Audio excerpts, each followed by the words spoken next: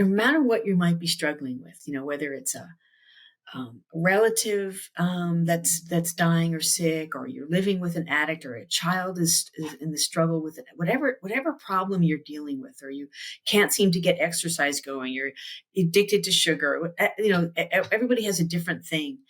I just want people to know that no matter what it is, there's a solution to it.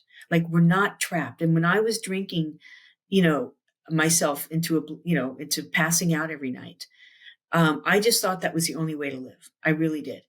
And so there is a way out.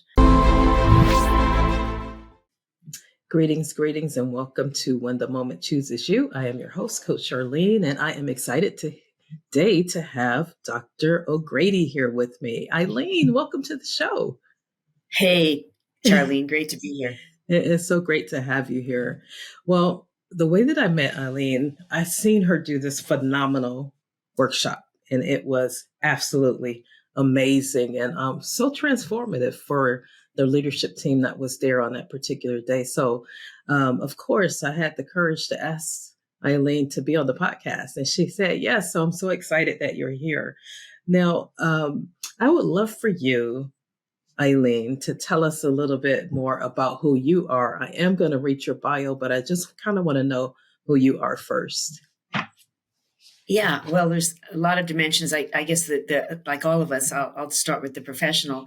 So I have been in healthcare since I was 11, and I'm a nurse practitioner, and I have a doctorate in nursing, and I am the founder of the School of Wellness because we didn't have such a thing, and I thought we needed one to go and how do we actually live a life so that we're not hosting a chronic preventable illness. Yes. So that's what I do, and I go and help organizations focus on workplace well-being. And I also have a coaching practice. I work with individuals who are unable to interrupt their self-defeating behavior patterns. So using a coaching technique, the idea that I don't have all the answers that they do, and it's like an excavation project. I just sort of pull out their truth and help them just become ever more aware. Yeah. Yeah, that's super awesome. Okay, so let me go ahead and read it. So Eileen T. O'Grady, PhD, RN, NP, a certified nurse practitioner and wellness coach, is founder of the School of Wellness, a group of practitioners dedicated to inspiring and providing practical tools to organizations and individuals to enable them to choose, practice, and promote well-being. Dr. Grady has worked virtually and in person across the United States in dozens of organizations, leading discussions on well-being and resilience. She holds a master's degree in public health from George Washington University, a master's degree in nursing, and a PhD in nursing, George Mason University. She is an author and editor of 2 textbooks, Advanced Practice Nursing and Integrative Approach, 7th edition, 2022, and Intentional Therapeutic Relationships, Advancing Caring in Healthcare, a how-to book on placing relationships at the center of healthcare. Her recent book of essays, Choosing Wellness, Unconventional Wisdom for the Overwhelmed, the Discouraged, the Addicted, the Fearful, or the Stuck, 2021, is her most personal. O'Grady lives in McLean, Virginia, USA, and I am so excited to have you on the show. Now, that book with that last title, Eileen, I know so many people that are overwhelmed, discouraged, addicted.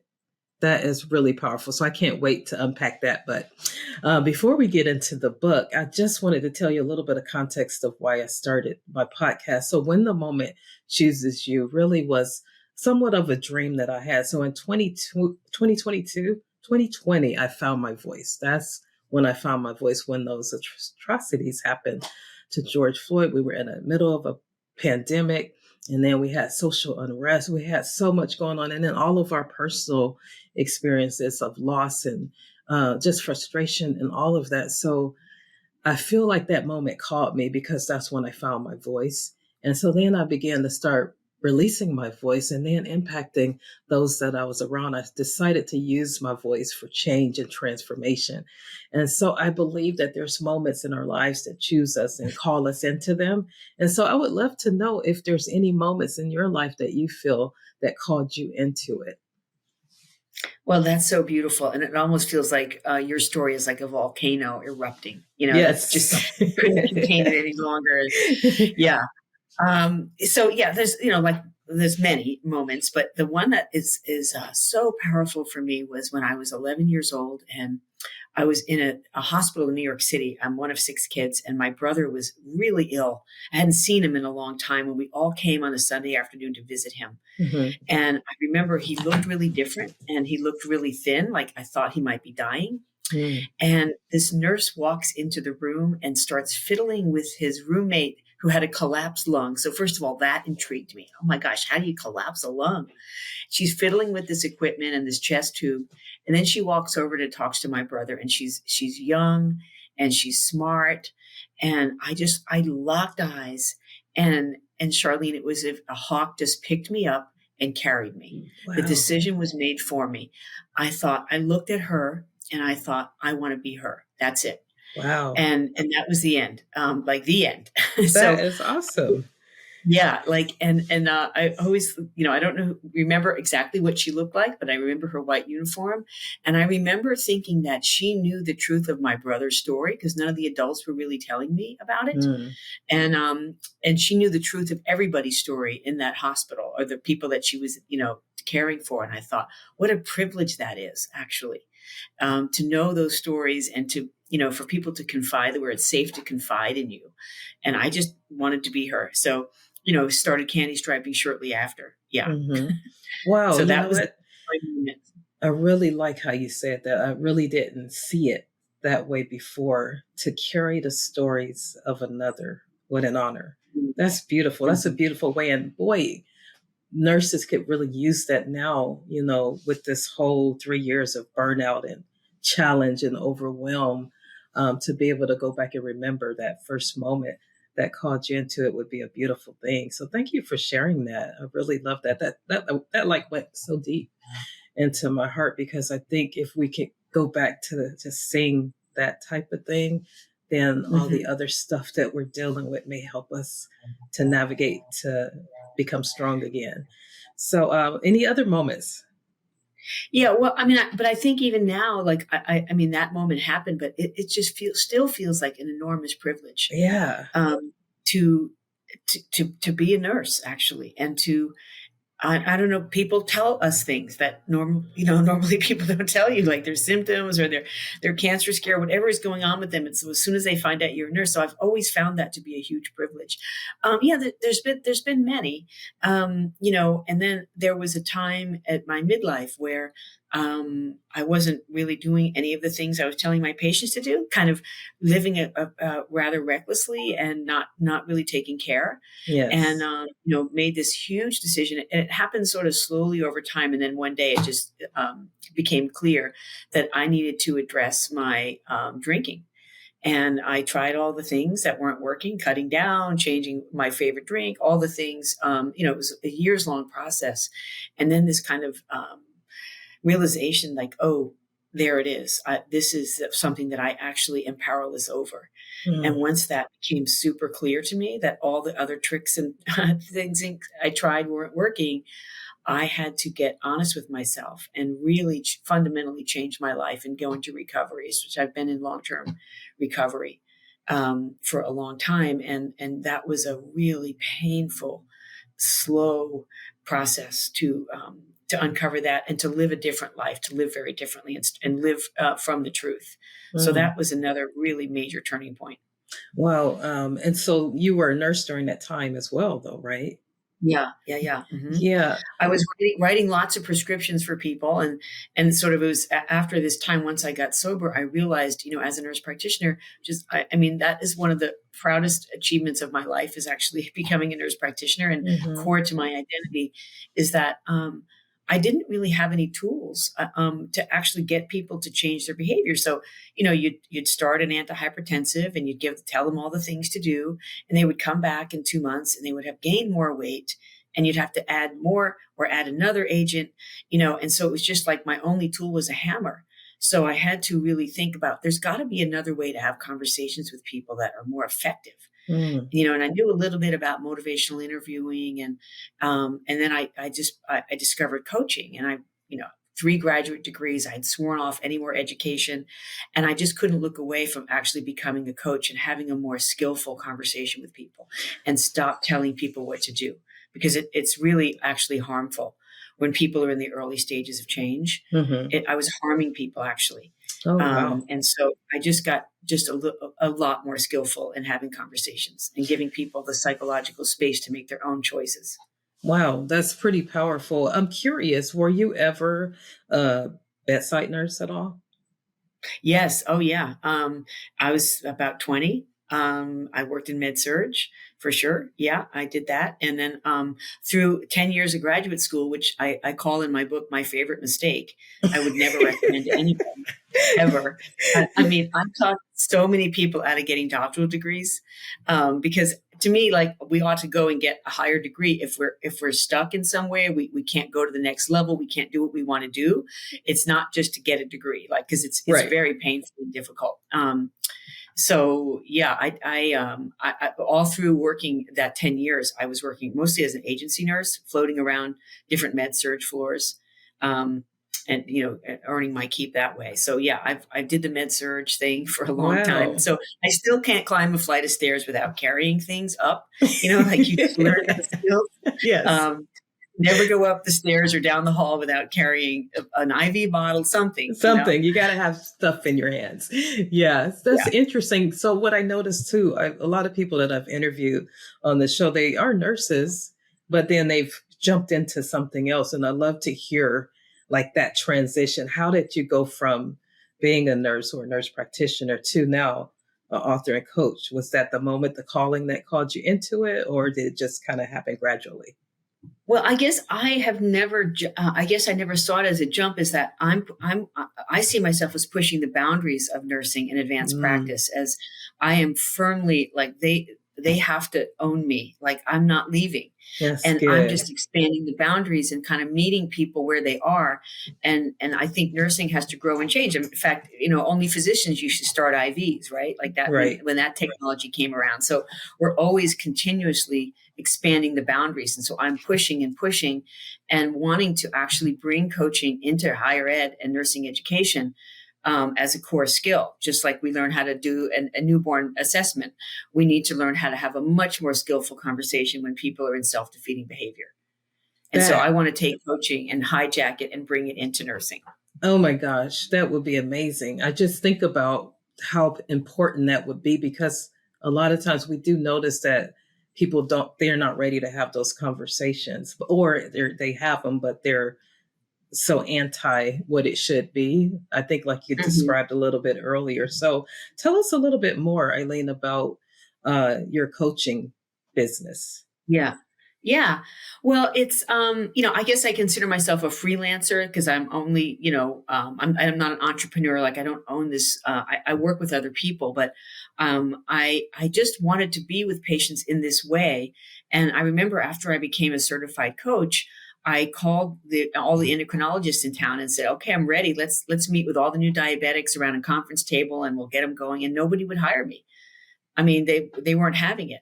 And so I just realized, like, oh, I just have to start my own business. And when you start a web page, you have a business in this country, pretty Yeah. much. So, and then I got invited onto NPR, Talk of the Nation. This is years ago, about a study where overweight physicians weren't bringing up obesity with their patients. It was just going unaddressed completely.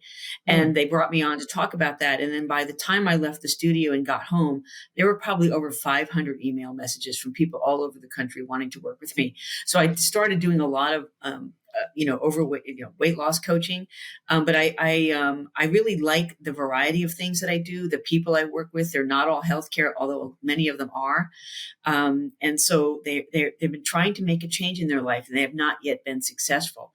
And so for me, the challenge is always to find that assumption, that belief, something deep inside that might have been there since they were 4 years old, to try to find that thing that's preventing them from being effective in their life. So oftentimes if somebody is really effective in one part of their life, they kind of silo that off and they don't think about bringing that over to these other domains. Mm, And so I really, and this was from my own process, was wanting to live the best life possible and have a really long health span and feel alive and energetic and vibrant in my life. And it's just many of us are going home and numbing. I think with the workshop that we did, and by the way, Charlene, I just remember you so well. You were such a live spark in that workshop. We're numbing. People were describing that with Yes. all kinds of numbing agents, just not wanting to feel. And, as a recovering person for all these years, I've had to feel every feeling, and not numb out. And that's the work. So that's what I'm often doing with people is to really help them be fully alive and present in their lives. And so I have a contract with an EAP, and I work with a lot of nurse practitioners and nurses in distress in the workplace. Mm-hmm. And I am their coach. So I'm not connected at all to their organization. And so there's a lot of things going on in healthcare that are kind of crushing people. Like the systems are broken and it's breaking the people. Yes. The systems are kind of brutal and uncaring. And so I help people kind of find their agency and erect a lot of boundaries. That's so much of the work I do is saying no, even to your boss, and how to say no and when to say no and what's the hell yes. And, really doing that kind of work around you get to be the CEO of your whole life and giving people tools to do that. Wow. I love that. The CEO of your own life. So you've worked with many clients then. So, and nurses in particular, are we the CEO of our life that you found? After we spend some time together, often, yes. Yay. And I really do a deep dive in this people pleasing piece because that so many of us come from this archetype of caregiver. Like it's just how we're made since we were little itty bitty. Yes. Not all of us, but most of us. And if not, we know we work with people that are like this, where we just jump in without thinking to help, to fix, to soothe. Yes. And so that, like all these archetypes have a dark side, a shadow. And when it starts to slip into self-neglect, resentment and all of that. So much of the work I do is around what would it be like if you were not leading from trying to please other people and you were actually leading from your own value system and doing what you think was right and being a humble role model for your patients, actually, where you're telling them what to do, but you're also doing it yourself. Right. Yeah. So I think these stages of adult development and kind of how we move into wisdom versus kind of contorting and pretzelizing to accommodate other people and what they might or might not want, or walking on eggshells to not upset other people. Like I just refuse to have that kind of life where there's eggshells. Yes. That all topics are up for discussion. And so that to me is this kind of real freedom is when we take that growth tendril into self-authorship and stop living this partial life in service to pleasing other people. And that is a huge step for most of us to take. Yeah, it really is. I was, it reminded me when you were talking of a young lady that reached out to me. So when I first started my journey, this is in the midst of nursing and everything, but I knew that I was supposed to be doing, at the time, they were Facebook Live videos when they first came out, actually before they came out. And so I kind of just tested the waters out a little bit. I thought it was a little weird to be talking to a camera, but I did it anyway. And someone reached out in my message. And I mean, it was a long, very traumatic, it was really dark, the message that I got. And I was almost tempted not to answer or respond, but it was felt like I was called to respond to it. And so I did. And that particular person was at the point of suicide. And we were able to connect and bring her back. But it was simply because of that people pleasing.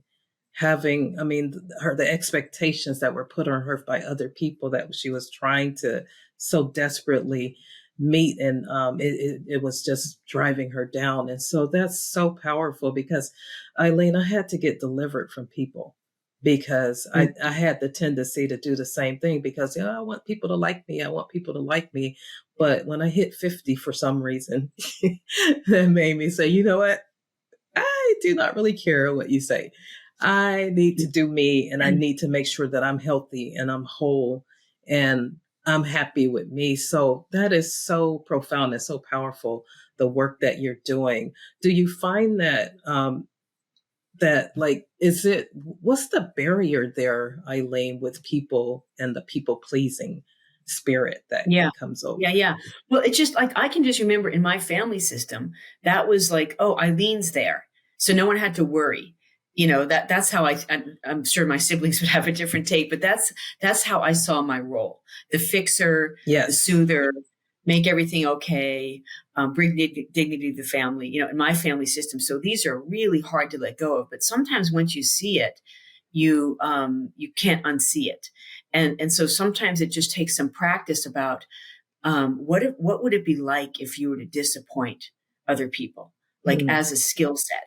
And so, like I've had people go out and disappoint 3 people in a week as practice. And it is, when you talked about stepping out of your comfort zone, it is toe curling for them to do that, Yes. because they're sort of afraid, maybe in their family system there was an explosion, or people like the freak out. They're sort of afraid of that. But like as an adult, we don't understand, like, oh, we can actually say no and disappoint people, and the world, isn't going to end. So practicing saying no. And I have this great technique where it's no to the request, but yes to the relationship.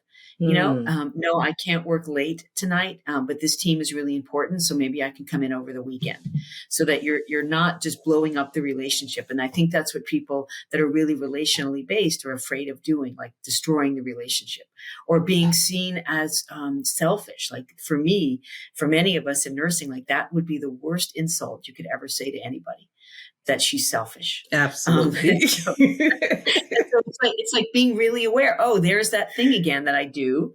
Afraid of other people, what they think of me, like kind of that idea that's none of my business. And managing myself is actually a full-time job if you think about it. Yes. Like living from your values, living a really good life. It's a full-time job, and not be focused on what other people want or don't want. And that is, to me, real emancipation, is being freed from that. Yes, yes. And it feels wonderful when you finally get to that space, because then you're able to navigate your life much better. I'm wondering, Eileen, you had mentioned about your third book. And what's the title of your third book again? Choosing Wellness, and has a really long byline about it's Yeah. kind of for people that are overcoming overwhelm Yeah. and being addicted and stuck and fearful and all the things. I cast a pretty wide net. So part of it was like, I had, like for me, nothing ever comes easy. I mean, for me, all the growth spurts have been exquisitely painful, and I don't know why we're made that way. And so when I started to write the book, it was kind of very sciencey, and why, it's a good idea to not people please. And it was kind of boring. It was like a giant yawn. So I rewrote the book 7 times, I think, at least. And it's a series of essays of just stories of my own growth, or some of my clients and some of the work I do with my clients, about how we move from one place to another. And it's not knowledge. We often think it's knowledge. I think Derek Sivers said, if knowledge was the answer, we'd all have ripped abs and be, millionaire. Yeah. Like, and for years I thought, if I just tell people what to do, we can just call it a day. It's like sprinkling fairy dust. Right. It just doesn't, not effective. It doesn't work at all. So, and one of the other things I want to say about being self-authored, just going back to that for a minute, like, and I think about self-authorship, and sometimes I ask myself, if I'm in a tricky situation, like, what would a wise person do? And it's often like I get surprised. I love the question in the moment to ask, instead of what other people want me to do or how do I contort. Yes. It's, what would a wise person do? And so somewhere I was doing tons of webinars during COVID all over this country. I think it was in every state, talking to librarians and lawyers and lunch ladies, everybody, you name it. And when somebody said, when this is all over, we're just going to have to go away and like reset. And I got this idea about creating these wellness weeks. And I'm taking groups of people, small groups, to Costa Rica a couple times a year on these wellness weeks, where we do a deeper dive, get away from our lives, ask some essential questions about, how do I want to be living? What's in the way? What do I want to nurture and grow? And so that, again, I'm doing this as a nurse. I'm expanding the role, and there's many ways that we can take care of people. Yeah, that is pretty awesome. You are totally an innovative disruptor, what they like to call it. But so tell me a little bit more, Eileen. Would you like to share about programs and things that you have on your? Yeah, so I'm right this next week. I'm going to two different universities to work with their faculty who are struggling with workplace well-being. There's an uptick in incivility we're seeing across Yes. the board in every sector. I spoke to a nurse who was working with a colleague who had a patient break her sternum. So, we're seeing Mm. violence, racism, all kinds of things. And so I think what I'm helping groups do is create some team norms around what are we going to do as a group so that we're actually having fun at work. This is a really hard job, taking care of people or whatever you're doing out there. Why does it need to be made harder by working with people that are really difficult and challenging? We don't have any boundaries. We don't have any norms set up. So I do love going into organizations doing longer term things like 1 to 2 days. I'm not that great on doing 1 or 2 hour things much anymore. I like the longer work. And then I do pre-conference retreats. Like if a conference is meeting, it's a really handy to come in 2 days early in a beautiful setting and have your employer pay for it because they've been causing all this stress. And talk about self-care, like a well-being retreat on yourself. So I really like to start there. Let's start with yourself, Yes. and getting yourself regulated and resourced, and then we can go out to the wider circle. So I usually like to do workshops first on the self and then the wider team. And yeah, and then I'm exploring some barge and bike trips in Amsterdam, like some different kinds of trips. But Costa Rica has been just life changing for me, and how rich, really getting away and having really deep conversations with people in a beautiful setting with lots of playtime. It's there's nothing like it. It's very healing. Yeah, that's pretty amazing. I love how you start with us because I have to get Yeah. me together first before I can do anything else. So, Dr. Eileen, I always ask for 3 gems of wisdom from my guests. So, I would love for you to give us 3 wisdom gems for our Oh, life today. great. Okay, well, I guess the first one would be that you're the CEO of your whole life, so act accordingly. Mm. The second one would be never meet a feeling with a fact. So when somebody's really agitated and upset, don't meet them with facts, meet them with feelings and say things like, I can see you're upset and I would be too if that happened to me. So that to me is a superpower. Gosh, I have one more. There's so many things. Yeah, and if you're over deployed, I would say that you have to start saying no 3 times to every time you say yes, so that when you Mm. say yes, it's a hell yes, and you're in, and you're excited, and you're glad to be there. So you're delivering a no a lot. And I Powerful. wouldn't say that to a high school student or a college student, but for those of us, that are in the workforce that don't have a moment to ourselves, start practicing the no. That is really powerful. Thank you so much for those 3. So I am so appreciative that you came by to talk to us, but I'm going to stop right here. But I want you to continue talking to us about whatever you want to tell us. I just want people to hear the Mhm. essence of who you are. Well, I guess it's just that no matter what you might be struggling with, whether it's a relative that's dying or sick, or you're living with an addict, or a child is in the struggle with it, whatever problem you're dealing with, or you can't seem to get exercise going, you're addicted to sugar. Everybody has a different thing. I just want people to know that no matter what it is, there's a solution to it. Like we're not trapped. And when I was drinking, you know, myself into passing out every night, I just thought that was the only way to live. I really did. And so there is a way out. And in fact, Bill Wilson, who wrote the Alcoholics Anonymous book, the first title was going to be called A Way Out. Mm. Um, and there's just a way out. And I don't mean by going into recovery, but by having a discipline, a practice, a listening partner, by, by, by making a decision that I am going to lose 40 pounds. I am going to stop smoking, whatever it is, by first making a decision. There's some real science to habit formation. And to me, these small daily habits, like what we do the first 90 minutes of the day and how we set up our lives, like we are fully in charge of that. So that when we're hit with the slings and arrows of life, we're able to kind of deflect them and not take them on. So I just, I guess that's it. Like whatever problem you're having, there is a solution. And even if that means accepting that problem, You know, if it's a complex adaptive problem, the person with the problem has to solve it. And if they don't want to solve it, we have to accept that. Yeah, And that's that's the work. yeah, that's beautiful. How can people get in touch with you if they wanted to? They can email me through my website, eileenogrady.net, just one word. They should be able to find me, and Okay. they can email me that way.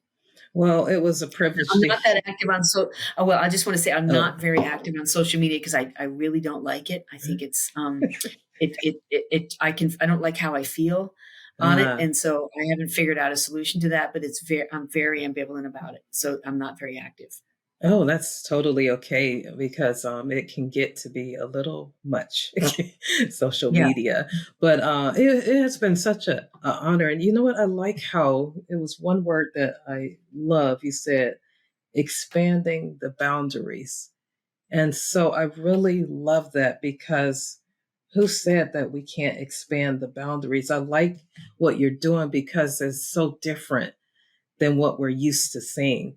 Because, we're Mhm. always trying to fix things on the outside, but you really are going to the heart of things and those self limiting beliefs and those, the people pleasing and all of the things that you talked about, which makes us better people if we can master those. So I really appreciate the work that you're doing. I'm so honored to have you on the show. And I know that people are probably going to reach out to you because I do have a lot of nurses in particular that are really struggling right now and they're kind of at the end of their rope. So if I can ask you to speak to them, if there's nurses out there in particular, and it could be healthcare workers, and I'm going to just everybody because life is challenging for a lot of different people.